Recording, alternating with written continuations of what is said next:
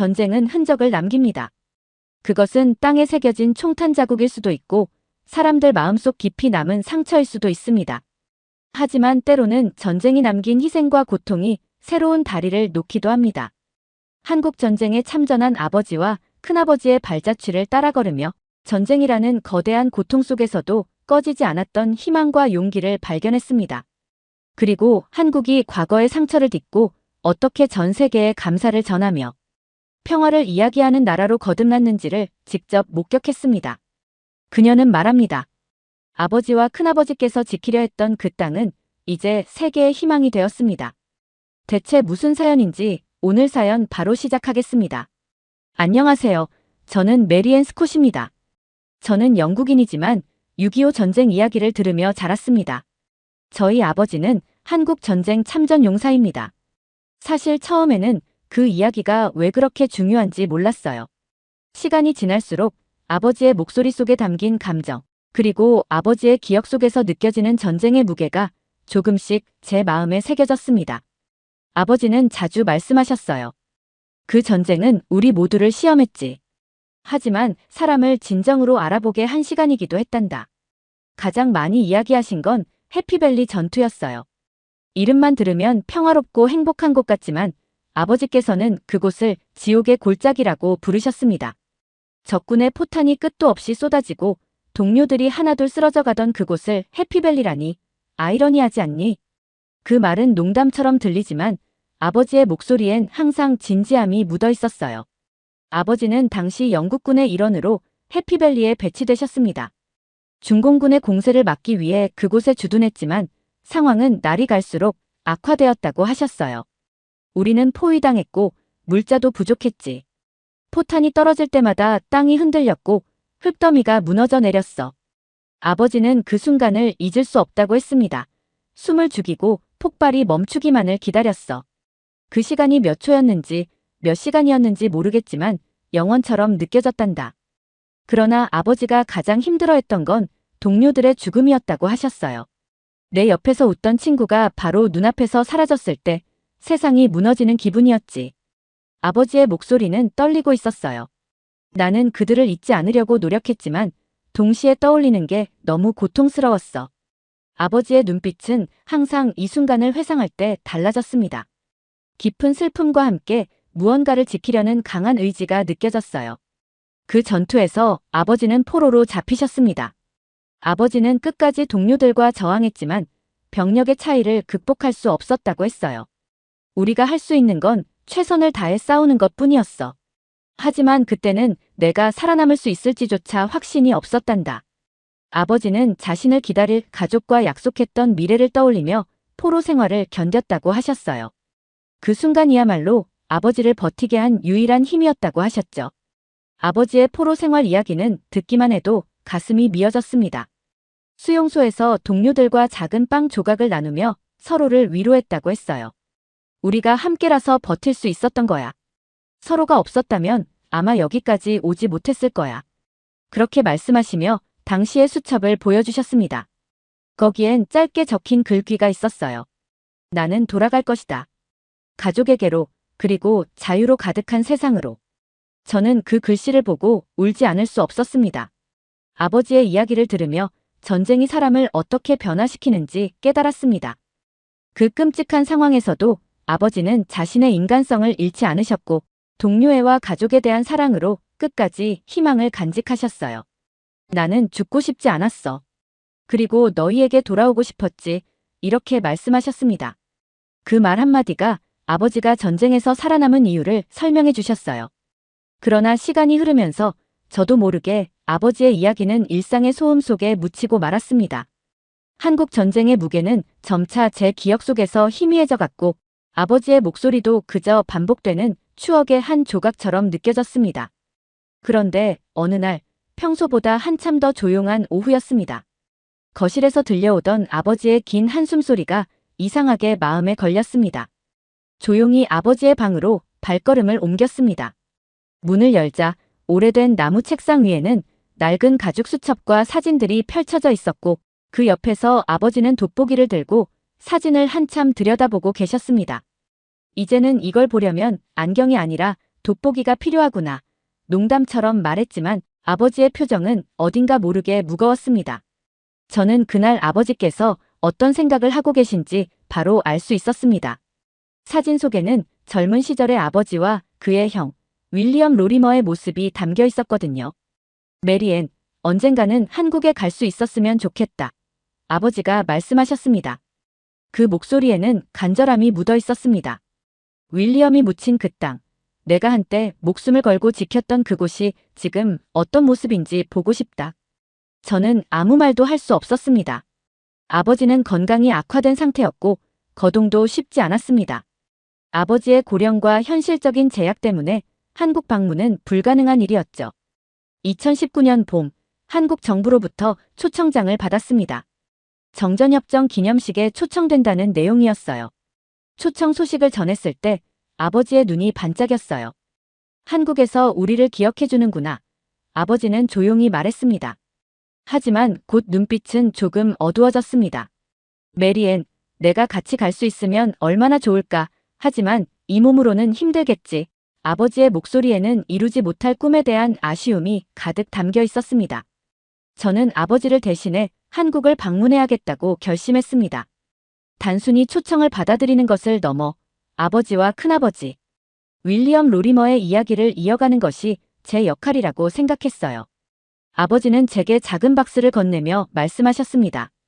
이건 윌리엄에게 전해줘야 해. 내가 항상 그를 기억하고 있다는 걸 보여주고 싶다. 그 속에는 전쟁 당시 아버지가 지니고 계셨던 군복 배지가 들어있었습니다. 한국에 도착한 순간부터 저는 뭔가 특별한 여정이 시작되었다는 것을 느꼈습니다. 처음으로 발을 디딘 인천공항은 세련되고 현대적인 모습이었고 공항 곳곳에 걸린 안내문과 환영 문구에서 참전국과 참전용사들을 향한 진심 어린 감사가 느껴졌어요. 행사의 중심은 부산 유엔기념공원에서 열릴 예정이었습니다. 그곳에는 6.25 전쟁에 참전했던 유엔군 참전용사들의 묘지가 자리하고 있었죠. 저는 그곳에 도착하기 전부터 이미 큰아버지 윌리엄 로리머의 묘를 마주할 준비를 하고 있었지만 그 순간이 가까워질수록 마음이 묘하게 무거워졌습니다. 그곳은 가족의 한 사람을 추모하는 자리가 아니었습니다. 전 세계에서 온 수많은 젊은이들이 지켜낸 자유와 희생의 땅이라는 것을 알고 있었기 때문입니다. 부산 유엔기념공원에 들어서자 차분한 바람이 잔디 위를 스치며 잔잔한 파도를 일으켰습니다. 그곳의 모든 묘비는 마치 하나의 이야기를 담은 책처럼 느껴졌습니다. 그 앞에 서 있는 동안 저는 큰아버지의 희생이 단지 우리 가족의 기억이 아니라 이 땅을 위해 싸운 모든 이들과 연결된 것임을 깨달았습니다. 그제야 아버지의 말이 가슴 깊이 와닿았습니다. 우리가 지킨 것은 단지 땅이 아니라 사람들의 자유와 미래였다. 안내를 해주시던 한국 측 관계자는 공원의 역사와 의미를 설명하며 큰아버지가 안장된 구역으로 저를 안내해 주었습니다. 걸어가는 동안 저는 그곳에서 묻힌 모든 이들의 이름을 읽으며 마음속으로 그들에게 감사를 표했습니다. 이름이 이렇게 많을 줄은 몰랐어요. 제가 중얼거리자 안내자는 조용히 고개를 끄덕였습니다. 이곳에는 2,300명 이상의 참전 용사들이 안장되어 있습니다. 그들 모두가 한국의 자유를 위해 싸웠죠. 드디어 큰아버지 윌리엄 로리머의 묘지 앞에 도착했습니다. 그 순간 모든 것이 멈춘 것 같았어요. 제 손이 묘비를 만질 때까지 숨조차 제대로 쉬지 못했죠. 그의 이름이 또렷이 새겨진 묘비를 보니 그동안 들었던 아버지의 이야기가 머릿속에서 생생히 떠올랐습니다. 윌리엄은 끝까지 자리를 지켰다. 그는 동료들을 위해 싸우다 생을 마쳤다. 아버지가 그렇게 말했던 순간이 떠오르며 눈물이 흘렀습니다. 그날 저는 아버지가 주신 작은 군복 배지를 묘비 옆에 조심스럽게 올려두었습니다. 주변을 둘러보니 다른 가족들도 참전 용사들의 묘비 앞에서 추모를 하고 있었습니다. 어떤 이들은 사진을 찍으며 고인을 기억하려 했고 어떤 이들은 조용히 기도하며 감사의 마음을 전하고 있었습니다. 한국의 학생들이 참전 용사들에게 쓴 편지들이 묘비 앞에 놓여 있는 모습도 보였습니다. 한 편지에는 이렇게 적혀 있었습니다. 당신의 희생이 있었기에 오늘의 우리가 있습니다. 당신의 용기를 잊지 않겠습니다. 그 글을 읽으며 저는 그곳에 묻힌 모든 사람들이 단지 과거 속의 이름이 아니라 오늘의 한국을 만든 영웅임을 실감했습니다. 그날 저녁 호텔로 돌아와 저는 아버지께 전화를 걸었습니다. 아버지, 제가 다녀왔어요. 큰아버지께 인사드렸고 아버지께서 주신 배지도 잘 두고 왔어요. 아버지는 한참 동안 아무 말씀도 하지 않으셨습니다. 그리고 나서야 조용히 말씀하셨습니다. 고맙다, 메리앤. 내가 나를 대신해줘서 정말 고맙다. 윌리엄도 분명 기뻐했을 거야. 다음 날 아침, 저는 서울로 향했습니다. 부산에서의 감동적인 경험을 뒤로하고 이제는 아버지와 큰아버지가 지키고자 했던 땅이 어떤 모습으로 변했는지 직접 보고 싶었어요. 아버지께서는 전쟁 중 폐허가 된 한국을 말씀하시며 그곳은 모든 것이 파괴된 땅이었지. 하지만 사람들은 희망을 잃지 않았어 라고 자주 말씀하셨습니다. 저는 그 말씀이 과장된 것이 아니었음을 깨닫게 되었죠. 서울은 마치 시간이 앞서 흐르는 듯한 도시였습니다. 호텔로 이동하는 동안 제 눈에 비친 서울은 초현대적인 도시였습니다. 고층 빌딩들이 하늘을 찌르듯이 솟아있었고 거리마다 반짝이는 디지털 광고판들이 도시의 활기를 보여주고 있었어요. 아버지께서 보셨던 한국과는 완전히 다른 세상이겠구나 라는 생각이 절로 들었습니다. 서울의 중심부에 도착한 뒤 저는 한국 정부에서 마련한 일정에 따라 전쟁 기념관을 방문했습니다. 그곳은 전쟁의 기록을 보존하는 장소가 아니라 한국의 역사를 직접 체험할 수 있는 공간이었어요. 입구에 들어서자마자 눈에 띈 것은 6.25 전쟁에 참전했던 유엔군 국가들의 국기와 함께 세워진 기념비였습니다. 그곳에는 우리가 지킨 자유는 결코 잊히지 않을 것이다라는 문구가 새겨져 있었습니다. 전시관 안으로 들어가자 전쟁 당시의 기록들이 생생하게 재현되어 있었습니다. 당시 군복과 장비, 참전 용사들의 사진과 편지들이 전시되어 있었어요. 저는 특히 영국군과 관련된 전시 공간에 관심이 갔습니다. 그곳에는 임진강 전투에 대한 자세한 설명과 함께 큰아버지의 부대였던 글로스터셔 연대의 공적이 소개되어 있었습니다. 그들은 절대 물러서지 않았다라는 문장이 저의 발걸음을 멈추게 했습니다. 기념관에서는 참전 용사들의 목소리가 담긴 인터뷰 영상도 상영되고 있었습니다. 저는 한참 동안 그 영상을 보며 고개를 들 수 없었습니다. 우리가 싸운 이유는 단지 한 땅을 지키기 위해서가 아니었다. 그것은 자유와 인간의 존엄성을 위한 싸움이었다. 그 말은 제가 큰아버지와 아버지의 희생을 이해하는데 더 큰 의미를 부여해 주었습니다.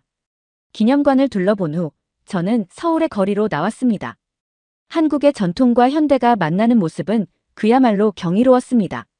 전통 한옥마을과 고궁이 고층 빌딩과 조화를 이루고 있는 모습은 말로 표현하기 어려울 만큼 인상적이었어요. 전쟁 당시 폐허가 되었던 서울이 어떻게 이렇게 빠르게 재건되고 번영할 수 있었는지 궁금했습니다. 저는 전통 한옥마을을 방문해 한국의 옛 문화를 느껴보기로 했습니다.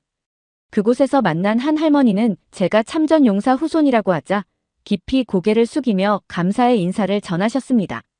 우리 가족 모두 참전 용사들에게 빚을 지고 있어요. 그분들이 아니었다면 지금의 우리는 없었을 겁니다. 그녀의 말은 제 가슴 깊이 와닿았습니다. 그날 오후 저는 청계천을 따라 걸었습니다. 아버지가 전쟁 당시 폐허로 변해버린 청계천에 대해 말씀하셨던 기억이 났습니다. 서울 도심의 하천은 정말 심각했단다. 물이 흐르지 않고 쓰레기가 가득했지. 하지만 지금의 청계천은 깨끗하고 아름다운 도심 속 휴식처로 변해 있었습니다. 물이 맑게 흐르고 주변의 벤치에는 사람들이 여유롭게 쉬고 있었어요. 저는 그 풍경을 보며 아버지께 전화를 걸고 싶어졌습니다. 아버지, 여기는 지금 정말 아름다운 곳이에요. 아버지가 보셨던 모습과는 완전히 다를 겁니다. 물론 그 순간에도 저는 아버지의 건강을 생각하며 참았습니다. 귀국 후 저는 아버지께 한국에서의 모든 일을 전해드리기 위해 서둘러 찾아뵈었습니다. 집에 들어서자 아버지는 늘 앉아 계시던 거실 의자에 기대어 계셨습니다. 예전보다 더 쇠약해 보였지만 제가 한국에서 돌아왔다는 소식에 환한 미소를 지으셨습니다. 메리앤, 잘 다녀왔구나. 한국은 어땠니? 윌리엄의 묘지는 잘 있더냐? 아버지는 제 손을 잡고 말하셨습니다. 준비해둔 사진과 기록들을 꺼내며 부산 유엔기념공원에서의 일을 상세히 들려드렸습니다. 아버지, 큰아버지의 묘지는 정말 아름답게 보존되어 있었어요. 묘비 주변엔 한국 학생들이 남긴 감사 편지가 있었고요. 제가 큰아버지께 아버지가 주신 배지도 전달했어요. 그리고 그곳의 모든 사람들이 큰아버지와 참전 용사들에 대해 깊이 감사하고 있더라고요. 아버지는 고개를 천천히 끄덕이며 눈을 감으셨습니다. 그렇겠지. 윌리엄은 진정한 영웅이었으니까. 그날 저는 부산에서 서울까지의 모든 경험을 들려드렸습니다. 아버지, 청계천을 봤어요. 아버지가 말씀하신 전쟁 당시의 모습과는 완전히 달랐어요. 지금은 맑은 물이 흐르고 사람들이 여유롭게 산책을 즐기는 곳이 되었어요. 아버지는 그 말을 들으며 희미하게 웃으셨습니다. 이어 저는 전쟁기념관에서 봤던 전시와 감사 연회에서의 경험을 이야기했습니다. 아버지, 연회에서 제가 아버지와 큰아버지의 이야기를 전했어요.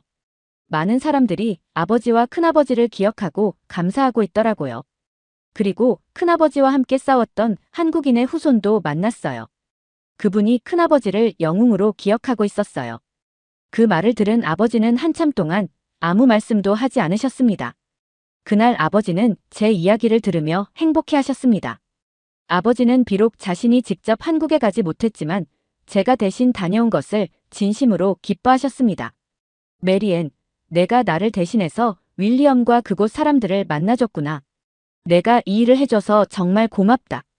아버지는 제 손을 꼭 잡고 고개를 끄덕이셨습니다. 그 후로도 아버지는 제가 들려드린 한국 이야기를 자주 떠올리곤 하셨습니다.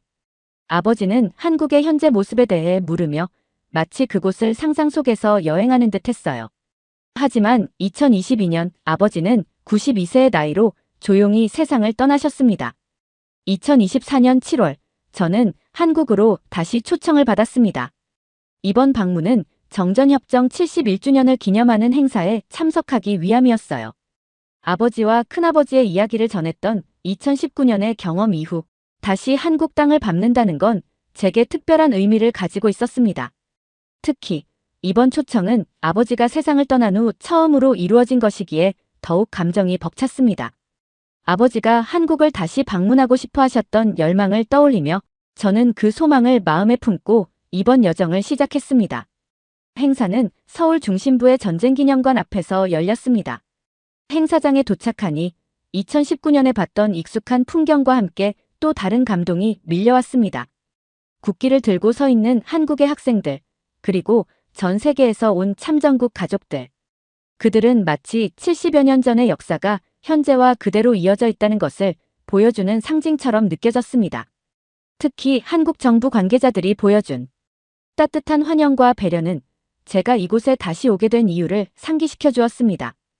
이번에는 제가 공식 연설을 맡게 되었습니다. 저는 아버지와 큰아버지의 희생을 대신 전하고 참전 용사의 후손으로서 느끼는 자부심과 감동을 나누는 자리였어요. 무대에 오르기 전 손에 쥔 원고가 살짝 떨렸습니다. 저는 천천히 연단으로 걸어갔습니다. 손에 든 원고가 떨렸지만 무대에 서서 앞에 앉아있는 사람들을 바라보니 제 마음속에서 뜨거운 감정이 차오르기 시작했습니다. 숨을 깊이 들이마시고 마이크를 잡았습니다. 안녕하세요. 저는 메리앤 스콧입니다. 이 자리에 서게 되어 영광이며 동시에 깊은 책임감을 느낍니다. 저의 아버지 토머스 로리머와 큰아버지 윌리엄 로리머는 6.25 전쟁에 참전하셨습니다. 큰아버지는 임진강 전투에서 마지막까지 싸우다 전사하셨고 아버지는 해피밸리 전투에서 포로로 잡히셨지만 기적적으로 살아 돌아오셨습니다. 제 목소리는 떨렸지만 관중석에 앉은 사람들이 보여주는 따뜻한 눈빛이 제게 용기를 주었습니다. 아버지는 늘 한국에 대한 이야기를 들려주셨습니다. 그곳에서의 전투와 동료들의 희생, 그리고 자신이 지키고자 했던 그 땅의 미래에 대해 말입니다. 아버지는 항상 한국을 다시 방문하고 싶어 하셨지만 고령과 건강으로 인해 그 소망을 이루지 못하셨습니다. 대신 제가 2019년에 이곳을 방문해 아버지의 이야기를 이 땅에 전할 수 있었습니다. 저는 잠시 숨을 고르며 원고를 내려놓고 손으로 묵직한 감정을 눌렀습니다. 아버지는 제가 한국에서 본 것들을 전해 들으시며 이렇게 말씀하셨습니다. 메리앤, 네가 본 그 땅이 내가 꿈꾸던 미래다. 내가 가지 못했지만 네가 대신 가줘서 정말 고맙다. 오늘 이 자리에 서서 아버지가 말한 그 미래를 보고 있다는 것이 제게 얼마나 큰 감동인지 표현하기 어렵습니다. 행사장은 고요했지만 모든 이의 시선이 제게 집중된 것을 느낄 수 있었습니다. 저는 말을 이어갔습니다. 이곳에 묻힌 큰아버지와 제 아버지, 그리고 전쟁에 참여한 모든 참전 용사들의 희생이 헛되지 않았음을 보았습니다. 한국은 전쟁의 폐허에서 이렇게 아름답고 평화로운 나라로 다시 태어났습니다. 저는 마지막으로 힘을 내어 말했습니다. 제가 이 연단에 서게 된 것은 가족의 이야기를 나누기 위함이 아닙니다. 저는 오늘 이 자리에서 모든 참전 용사의 가족을 대표해 말하고 싶습니다. 참전 용사와 그 가족들에게 보여주는 한국의 감사와 존경은 전 세계 어디에서도 보기 힘든 특별한 것입니다. 그들의 희생을 잊지 않고 기억해 주셔서 감사합니다. 연설을 마친 뒤 홀 안은 몇 초간의 정적에 휩싸였고 이내 큰 박수 소리가 울려 퍼졌습니다. 저는 무대에서 내려오며 다시 한번 이곳에 오게 된 것이 얼마나 큰 축복인지 실감했습니다. 행사 후 저는 다른 참전국 가족들과 이야기를 나누며 서로의 경험을 공유했습니다. 그들 중 한 영국인 가족은 저와 비슷한 경험을 했다고 했습니다. 우리 할아버지도 한국을 사랑하셨어요. 이 나라는 그들의 희생을 진정으로 기억하고 있죠. 그들의 말은 제게 깊은 위로와 공감을 주었습니다. 행사가 끝난 후 저는 다시 큰아버지 윌리엄 로리머의 묘지를 찾았습니다. 이번에는 혼자서 그곳에 서 있었지만 2019년에 느꼈던 감동은 여전히 그대로였습니다. 저는 묘비를 어루만지며 속삭였습니다. 큰아버지, 아버지도 이제 당신 곁에 계십니다. 제가 대신 아버지의 마음을 전하러 다시 왔어요. 당신과 아버지가 지키신 이 땅은 이렇게 평화롭고 아름답게 변했습니다. 한국이 전쟁의 폐허에서 여기까지 온 여정은 단순히 경제적 성장이나 도시의 재건을 넘어선 것이었습니다. 그것은 사람들의 강인한 정신과 희생을 기반으로 한 제도약이었고 그 중심에는 세계 각국에서 온 참전 용사들의 공헌이 있었습니다. 한국은 과거의 고통과 희생을 잊지 않고 그것을 미래를 위한 자산으로 승화시킨 나라였습니다. 저는 다시 한번 그 사실을 온몸으로 느낄 수 있었습니다. 그들은 단지 전쟁의 상처를 기억하는 데 그치지 않고 그것을 바탕으로 새로운 역사를 만들어가고 있었습니다. 전쟁기념관에서 보았던 그들의 다짐, 유엔기념공원에서 느꼈던 그들의 감사, 그리고 행사장에서 나눈 진심 어린 대화들이 모두 이를 증명하고 있었어요. 이 아름다운 나라가 언제나 평화롭기를 바랍니다. 저는 전쟁으로 고통받는 일이 없기를, 그리고 여러분의 희생이 영원히 기억되기를 기도하겠습니다. 이 말은 한국만을 향한 것이 아니었습니다. 전 세계 어디에서도 전쟁이라는 비극이 반복되지 않기를, 모든 사람이 자유와 평화를 누리기를 바라는 마음입니다. 아버지와 큰아버지, 두 분의 희생이 이 땅에 새겨진 의미를 잊지 않겠습니다. 두 분이 꿈꾸셨던 평화와 희망을 앞으로도 이어갈 수 있도록 제 삶 속에서 한국을 기억하겠습니다. 두 번째 사연 시작합니다. 미국 하버드대 강의실. 다양한 국가의 학생들이 숨죽인 채 한국 영상을 보고 있는데요. 영상이 끝나고 교수님이 강의를 시작하자 강의실에 있던 학생들은 모두가 경악을 하는데 대체 무슨 사연일지 오늘 사연 바로 시작하겠습니다. 안녕하세요. 제 이름은 엘로디 스펜서입니다. 흔치 않은 이름이죠? 부모님은 프랑스 문학을 좋아하셔서 제 이름을 그렇게 지었다고 해요. 하지만 저는 뉴욕에서 태어나고 자란 전형적인 미국인이에요. 지금 하버드 대학에서 국제관계학을 전공하고 있고 국제적인 갈등과 외교 문제, 그리고 군사적 전략에 관심이 많아요. 사실 군사와 외교는 어릴 때부터 제가 가장 흥미를 가졌던 분야예요.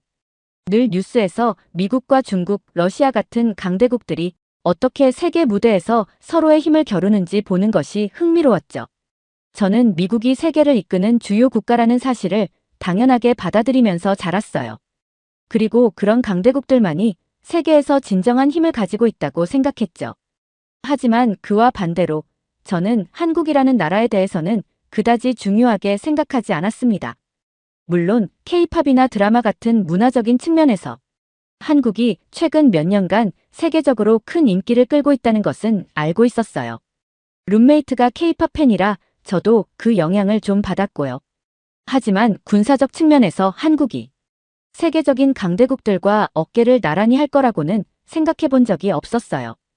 군사 강국이라고 하면 떠오르는 나라는 언제나 미국, 중국, 러시아였죠. 저는 이 나라들이 세계 군사 질서를 주도하고 방위산업에서 중요한 역할을 한다고 생각했어요. 한국이라는 나라는 그저 문화적인 영향력으로 세계에 이름을 알리는 정도일 거라고 생각했죠. 그러니 제가 한국에 대해 갖고 있던 인식은 상당히 제한적이었어요. 한국이 군사적으로 중요한 나라라고는 한 번도 생각해 본 적이 없었습니다. 그러던 어느 날, 저는 방위산업과 군사적 협력을 다루는 수업에 들어가게 되었어요.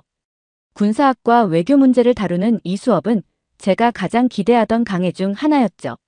세계 강대국들의 군사적 전략과 외교적 갈등에 대한 내용을 배울 수 있을 것 같아서 무척 기대가 됐어요. 하지만 강의가 시작되기 전에 같은 수업을 듣는 한 중국인 친구와 이야기를 나누게 되었어요. 이 친구는 저보다 방위산업에 대해 더 많이 알고 있는 것처럼 보였고 자연스럽게 한국에 대한 이야기가 나왔죠.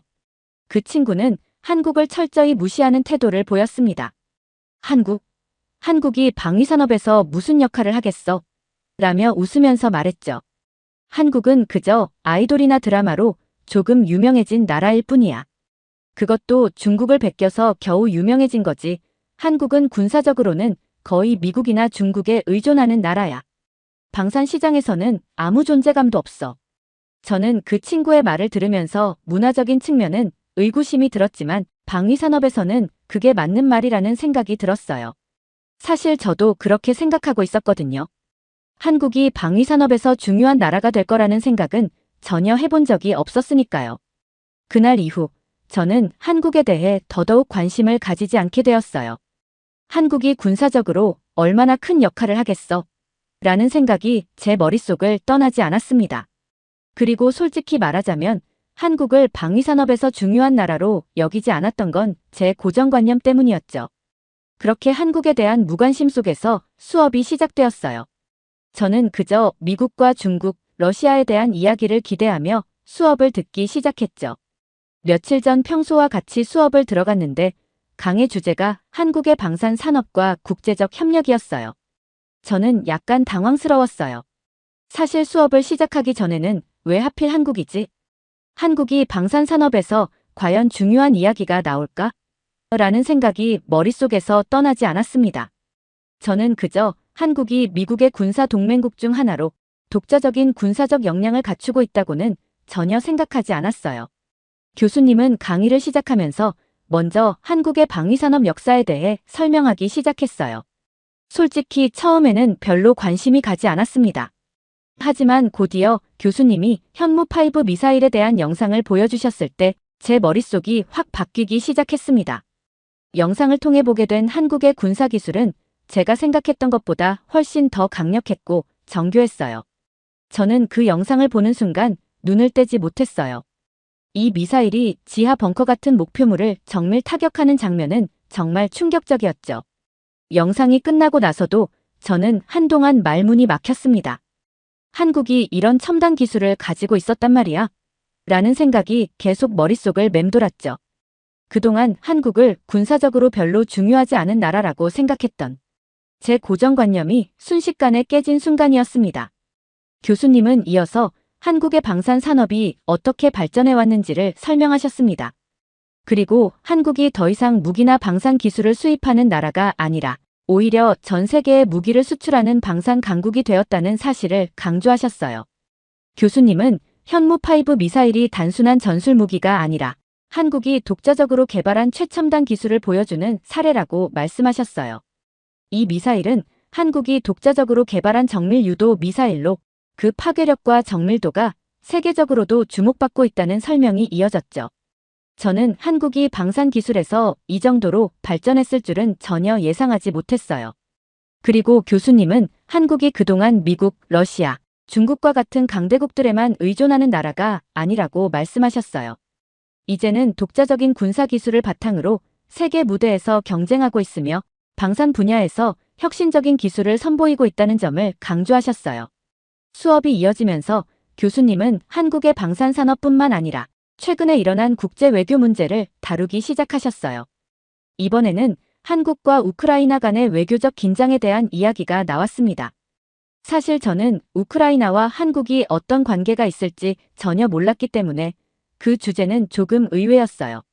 우크라이나는 전쟁 중이었고 전 세계에서 군사적 지원을 받기 위해 필사적인 상황이라는 것을 알고 있었지만 한국이 그들과 어떤 관계를 맺고 있을지는 전혀 생각해보지 않았거든요. 교수님은 먼저 최근에 있었던 주일 우크라이나 대사의 논란을 설명하셨어요. 그 대사는 일본에서 야스쿠니 신사를 참배하고 그 사진을 트위터에 올렸다고 하더군요. 저는 그 이야기를 듣고 처음에는 왜 그게 문제지? 라고 생각했어요. 하지만 교수님은 야스쿠니 신사가 일본의 군국주의 상징이며 특히 한국과 중국에게는 매우 민감한 장소라고 설명하셨어요. 그곳에는 2차 세계대전 당시 일본군의 전범들이 묻혀있기 때문에 아시아 여러 나라들에게는 일본의 제국주의를 상징하는 장소라는 거죠. 그 대사의 행동은 당연히 한국 국민들에게 큰 반발을 샀고 이로 인해 우크라이나와 한국 사이에 외교적 긴장이 발생했다고 하셨어요. 하지만 문제는 그뿐만이 아니었어요. 우크라이나 대사는 그 후에도 일본 방위성이 독도를 분쟁 지역으로 표기한 지도를 트위터에 공유하면서 더욱 큰 논란을 일으켰죠. 독도 문제는 한국에서 매우 민감한 주제인데 외국 대사가 그런 행동을 했으니 한국 국민들이 얼마나 분노했을지는 쉽게 상상할 수 있었어요. 교수님은 우크라이나 정부가 이러한 대사의 행동에 대해 별다른 조치를 취하지 않았다고 하셨습니다. 한국의 국민들은 그 문제에 대해 강하게 항의했지만 결국 그 문제는 더 깊은 외교적 긴장으로 이어졌다고 하셨어요. 저는 그 이야기를 들으면서 우크라이나 대사의 행동이 얼마나 부적절했는지를 이해하게 되었어요. 그가 한국의 민감한 역사적 문제를 고려하지 않고 그런 행동을 했다는 점에서 한국의 입장을 충분히 이해할 수 있었죠. 그런데 더 놀라운 사실은 그 뒤에 있었어요. 우크라이나는 자국에서 열린 방산 전시회에 한국 기업들을 초대했지만 한국 기업들이 전혀 참석하지 않았다고 합니다.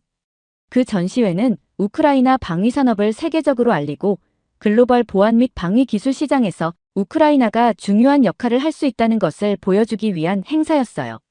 30개국 이상의 국가에서 대표단이 참여했고 168개의 외국 방산 기업들이 모였다고 하더군요.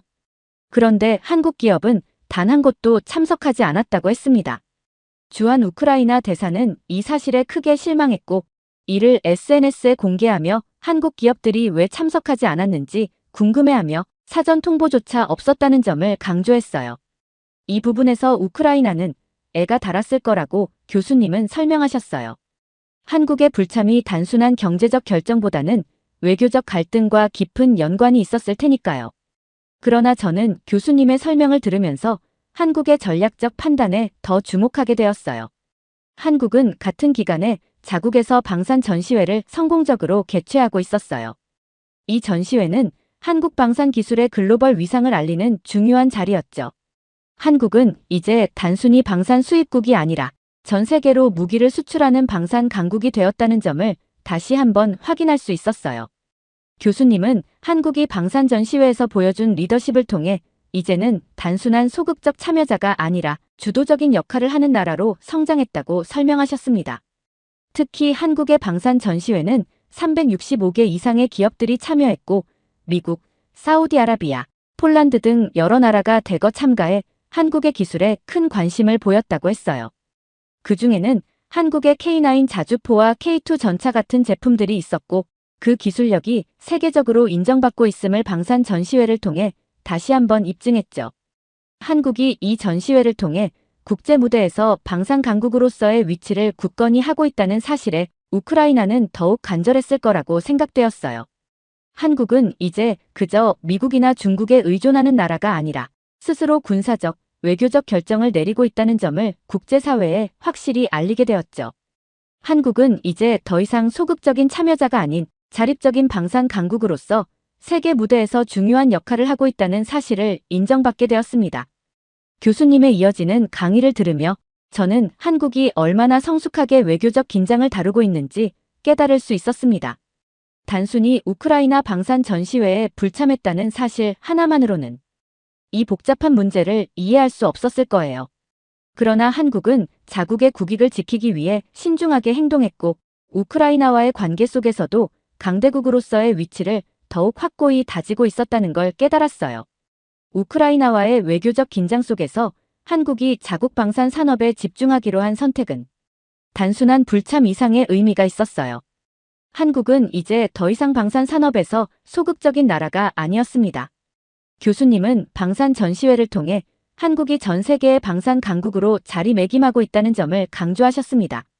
한국이 카덱스 전시회를 통해 보여준 성공적인 모습은 단순히 한국 내부에서 끝나는 이야기가 아니라 글로벌 방산 시장에서 한국의 입지를 확실히 각인시키는 계기가 되었다고 하셨어요.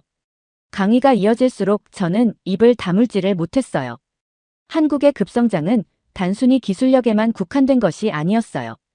카덱스 방산 전시회는 단순한 무기 전시회가 아니라 한국이 글로벌 방산 시장에서 얼마나 중요한 역할을 하는지를 전 세계에 보여준 중요한 플랫폼이었어요.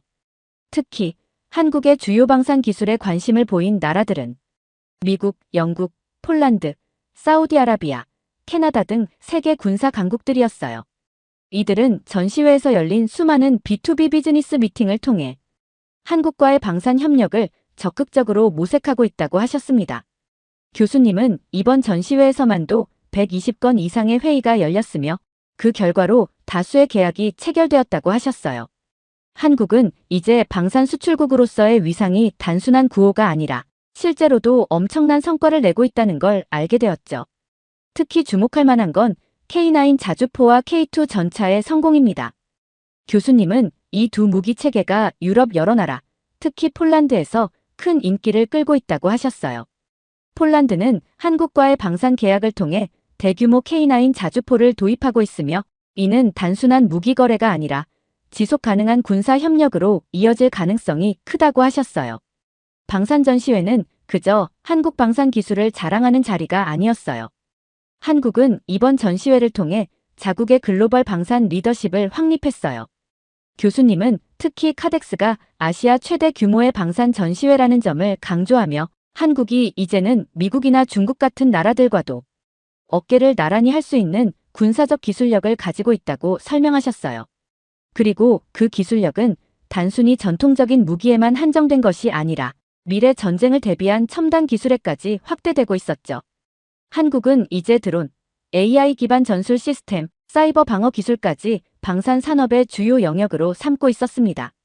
카덱스에서는 이와 같은 미래 전쟁 기술들이 대거 소개되었고 이는 단순히 현재의 전쟁 환경에 머무르는 것이 아니라 다가올 전쟁의 양상까지 대비하고 있다는 점에서 매우 인상 깊었어요. 한국이 방산 기술에서 이러한 첨단 기술을 선도하고 있다는 사실은 한국이 단순한 방산 강국을 넘어 미래 전쟁의 중심 국가로 성장하고 있음을 보여주고 있었죠. 카덱스가 끝난 후에도 한국과 협력을 모색하는 여러 나라들의 요청이 이어졌다고 해요. 교수님은 특히 사우디아라비아와 카타르 같은 중동 국가들이 한국의 방산 기술에 큰 관심을 보였고 이번 전시회를 통해 여러 계약이 체결될 예정이라고 하셨습니다. 한국은 이제 더 이상 기술을 수입하는 나라가 아니라 전 세계에 수출하는 자립적인 방산 강국이 되었다는 점이 명확해졌습니다. 이 모든 이야기를 듣고 저는 한국이 국제 방산 시장에서 그저 참여자가 아닌 주도자로 자리 잡고 있다는 것을 실감하게 되었습니다. 교수님은 여기서 그치지 않고 한국이 앞으로 어떻게 글로벌 방산 시장을 더 확장해 나갈 것인지에 대해 설명하셨어요. 한국이 이제 방산 산업의 주요 강국으로 성장했지만 그보다 더 중요한 것은 지속 가능한 글로벌 네트워크를 구축하고 있다는 점이었어요. 교수님은 한국이 방산 기술 수출을 넘어서 국가 간의 방산 협력 네트워크를 형성하고 있다는 점을 강조하셨습니다. 이는 단순한 무기 판매에 그치는 것이 아니라 장기적인 협력을 통해 기술 교류와 공동 개발을 도모하는 방식이었습니다. 한국이 이제는 방산 산업에서 중요한 글로벌 플레이어로 자리 잡았다는 것은 분명하지만 그보다 더 인상 깊었던 점은 미래를 준비하는 전략이었어요. 한국은 단순히 현재의 무기 시장에만 집중하지 않고 앞으로 다가올 미래 전쟁에 대비해 첨단 기술을 개발하고 있었습니다. 교수님은 한국이 카덱스에서 선보인 AI 기반 드론, 자율 무기 시스템, 사이버 방어 기술에 대해 설명하시면서 한국이 미래의 전쟁에서 주도적인 역할을 할 준비를 하고 있다는 점을 강조하셨죠. 이러한 미래 기술들은 그저 실험적인 단계에 머무는 것이 아니라 실제 전장에서 사용될 수 있도록 실용화 단계에 들어서고 있었습니다. 특히 교수님은 한국이 사이버전과 무인 전투 기술을 중요한 방산 전략의 축으로 삼고 있으며 이를 통해 다가올 전쟁의 양상에서 주도적인 역할을 하겠다는 의지를 보여주고 있다고 말씀하셨어요. 한국은 단순히 현재의 전통적 무기에 의존하는 것이 아니라 미래 전장을 대비한 첨단 기술 혁신을 통해 글로벌 방산 시장에서의 경쟁력을 강화하고 있었던 겁니다. 저는 이 수업을 통해 한국이 방산 강국으로 성장했을 뿐만 아니라 이제는 국제사회에서 정치적, 외교적 영향력을 넓히고 있다는 것을 깨닫게 되었어요. 단순한 기술력만으로는 국제사회에서 장기적으로 성공할 수 없다는 점을 한국은 잘 알고 있었죠. 그래서 방산 산업을 통해 여러 국가들과의 지속 가능한 파트너십을 구축하며 정치적 영향력까지 확장하고 있었던 겁니다. 특히 교수님은 한국이 이번 방산 전시회에서 미국과의 협력을 더욱 공고히 했다는 점을 강조하셨어요. 미국은 한국과의 방산 협력 관계를 매우 중요하게 여기고 있었고 이번 전시회에서 양국 간의 기술 교류가 더욱 활발해질 것이라는 기대가 높았습니다. 한국은 이제 방산 산업을 통해 단순한 군사적 기술뿐만 아니라 외교적 자산으로도 활용할 수 있는 위치에 서게 된 것이었죠. 수업이 끝나고 저는 머릿속이 복잡해졌습니다. 한국이 방산 산업에서 이렇게 중요한 역할을 하고 있고 더 나아가 미래 전쟁까지 대비하며 첨단 기술을 선도하고 있다는 사실은 제게 커다란 충격으로 다가왔어요. 처음에는 그저 문화 강국이라고 생각했던 한국이 이제는 군사적, 외교적 강대국으로까지 성장했다는 사실을 완전히 깨달았죠. 한국에 대한 제 인식이 완전히 바뀌고 있었습니다. 강의가 끝나자마자 저는 교수님께 물어봤습니다. 교수님, 한국이 이렇게까지 성장하게 된 배경에는 무엇이 있었을까요? 단순히 경제적 성공 때문만은 아닌 것 같은데요. 교수님은 잠시 생각하더니 미소를 지으며 대답하셨어요. 그건 한국이 경제적 성공을 방산 산업에 제대로 연계시킨 덕분이죠. 한국은 단순히 경제 성장만 이루지 않았습니다. 그 성장을 군사적 자립으로 연결시키면서 이제는 자국의 방산 산업을 글로벌 무대에서 주도하는 나라로 자리 잡게 된 거예요. 저는 그 대답을 듣고 더욱 놀랐습니다. 단순히 돈이 많아서 기술을 개발한 게 아니라 한국은 자주 국방을 실현하기 위해 스스로의 기술력을 계속 키워가며 자립적인 방산 강국이 된 것이었어요. 그리고 이제는 그 기술을 수출하면서 세계적인 방산 강국으로 자리매김하고 있었던 거죠. 그러면서도 교수님은 한국이 가진 외교적 전략에 대해서도 강조하셨어요. 한국은 단순히 군사적 기술력만 자랑하는 게 아니라 외교적 이해관계와 협력을 통해 글로벌 파트너십을 구축하는 데 주력하고 있었습니다. 이 과정에서 한국은 자신의 기술을 필요로 하는 나라들과 지속 가능한 협력을 맺고 있었고 그로 인해 그들의 방산 기술력이 더 큰 힘을 발휘할 수 있는 무대가 열리고 있었던 거예요. 우크라이나와의 긴장도 이제 다르게 보였어요. 우크라이나는 한국의 방산 기술이 얼마나 중요한지 알고 있었고 그 때문에 한국의 도움을 간절히 원했겠죠. 그러나 한국이 보여준 태도는 그들의 기대와 달랐습니다. 한국은 주일 우크라이나 대사관의 부적절한 행동에 대해 제재를 가하지 않는 우크라이나의 태도를 한국을 무시하는 처사로 인식했습니다. 한국에게 독도와 야스쿠니 신사는 민감한 주제였고 그 대사가 감히 그런 행동을 했다면 우크라이나 정부는 최소한의 조치를 취했어야 했죠. 그러나 그들은 아무런 조치를 하지 않았습니다. 한국은 이런 상황을 놓치지 않았어요. 이제는 강대국으로 자리 잡은 한국이 그들에게 어떻게 대응할 수 있는지를 명확히 보여주었죠. 한국은 우크라이나 방산 전시회에 단 한 기업도 보내지 않음으로써 그들에게 간접적으로 경고를 보낸 셈이었습니다. 이는 단순한 불참이 아니라 자신의 외교적 위치를 명확히 하는 메시지였습니다. 한국은 더 이상 다른 나라의 부당한 외교적 처사를 참고 넘어가지 않는다는 것을 행동으로 보여주었고 자국의 이해관계에 따라 움직이는 독립적인 강대국이라는 사실을 증명한 것입니다. 우크라이나와의 긴장은 오히려 한국의 국제적 위상을 더욱 강화하게 된 사건이었어요. 이 모든 과정을 통해 저는 한국이 정말 스마트한 나라라는 생각이 들었어요. 경제적 성공을 바탕으로 방산 산업을 키우고 그 기술력을 통해 글로벌 무대에서 주도적인 역할을 하며 전략적 판단을 통해 외교적 관계를 신중하게 다루는 모습을 보면서 한국은 이제 그 어떤 강대국에도 뒤처지지 않는 나라로 성장했다는 사실을 느꼈습니다. 처음에는 한국에 대해 거의 알지 못했고 그저 문화적 영향력만을 가진 나라라고 생각했던 제가 이제는 한국이 얼마나 강력한 방산 기술력과 외교적 리더십을 갖춘 글로벌 강대국인지 깨닫게 되었어요. 그들의 방산 기술력은 이미 선진국들과 어깨를 나란히 할 만큼 성장했을 뿐만 아니라 한국은 그 기술을 통해 세계 무대에서 중요한 협력 파트너로 자리 잡고 있었습니다.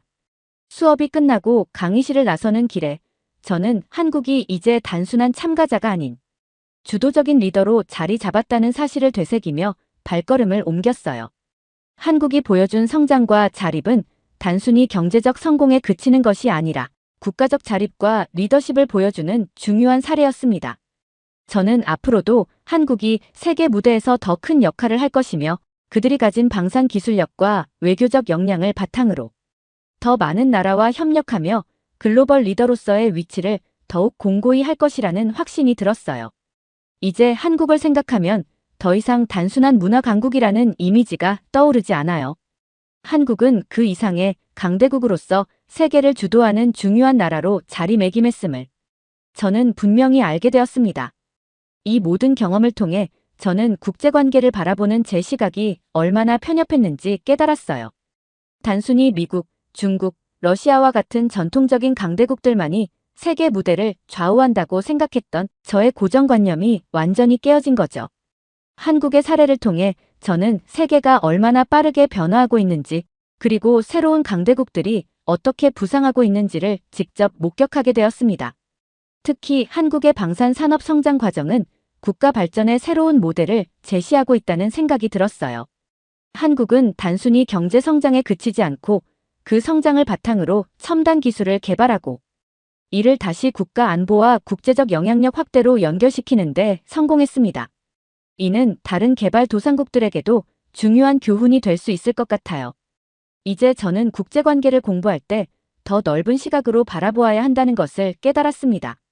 전통적인 강대국들뿐만 아니라 한국과 같이 빠르게 성장하고 있는 새로운 강국들의 역할과 영향력도 주목해야 한다는 걸 알게 된 거죠. 더불어 이번 경험은 제게 선입견의 위험성에 대해서도 깊이 생각하게 만들었습니다. 처음에 저는 한국에 대해 매우 제한적인 지식만을 가지고 있었고 그로 인해 한국의 실제 역량과 영향력을 과소평가했었죠. 이는 국제관계를 연구하는 학생으로서 매우 위험한 태도였다는 걸 이제야 깨닫게 되었어요. 이 수업은 제게 단순히 한국과의 방산 산업에 대한 지식을 넘어 국제관계의 복잡성과 역동성을 이해하는 소중한 기회가 되었어요. 앞으로 저는 이러한 경험을 바탕으로 더 깊이 있고 균형 잡힌 시각으로 국제관계를 바라보고 연구해 나갈 것입니다. 그리고 한국과 같은 새로운 강국들의 역할과 영향력에 대해서도 지속적인 관심을 가지고 공부해 나갈 생각이에요. 세계는 빠르게 변화하고 있고 그 속에서 새로운 질서가 형성되고 있습니다. 그 속에 한국이라는 나라가 중심에 있다는 것을 알게 되었어요. 이런 변화를 연구하고 이해하는 것이 제 목표입니다. 앞으로도 열심히 공부하여 국제관계 분야에 기여할 수 있는 전문가가 되고 싶습니다. 오늘 사연이 재미있으셨다면 구독과 좋아요, 알림 설정까지 부탁드립니다. 더 재미있는 사연으로 돌아오겠습니다. 이상 감동탐험이었습니다.